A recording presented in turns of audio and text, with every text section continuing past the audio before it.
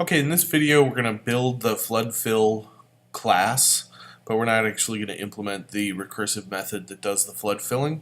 We're just going to kind of get it set up. So it will be in our tool class. Oh, I should also mention I made a couple different changes to the program, and you should go ahead and do that. Also, I added it's one simple change. I just added a fill button underneath the square and circle buttons so that we eventually can select the fill. So you'll notice down here there's a fill button, and you should add one of those and add the listener and get it ready to listen to our clicks.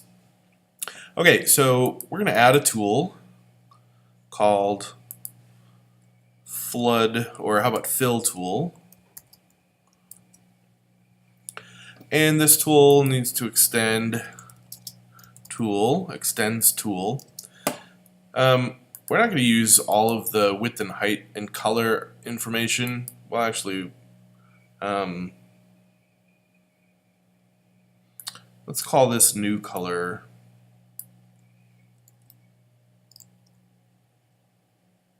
Now, let's just call it color. This is fine.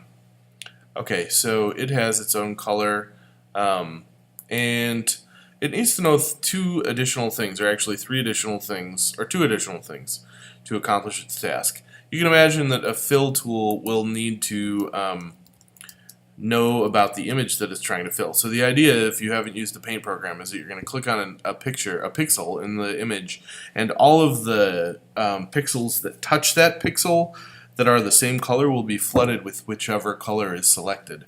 So that is what we are going to accomplish with this fill tool. Now, why is this thing still angry with me? Add unimplemented methods. I thought I just did that. Yeah, I did. Okay, so but it needs to know about the image that it's trying to flood.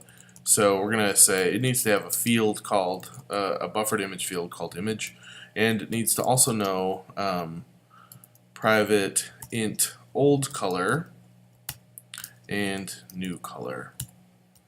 And so we need to import buffered image. And we need to add these things to the constructor because we need the paint panel to send over whatever the current image is. So buffered image, let's actually hit comma space return. Buffered image, we're going to request one in the parameters of the constructor, and we're going to request an int old color and an int new color. And we can represent colors in single integer values, and we're not going to get into what those integer values are. They're just consistent and more convenient for this method. Finally, in our flood fill tool, we're going to want to have the actual flood method, so it doesn't need to return anything, public void flood, but it's going to take in a buffered image. It's going to have an int x and an int y, and an int old color and an int new color. Oops, new color. And that is our flood fill tool in essence. Oh, and the draw method, I'm sorry, is just going to call flood image from x, y, old color, new color.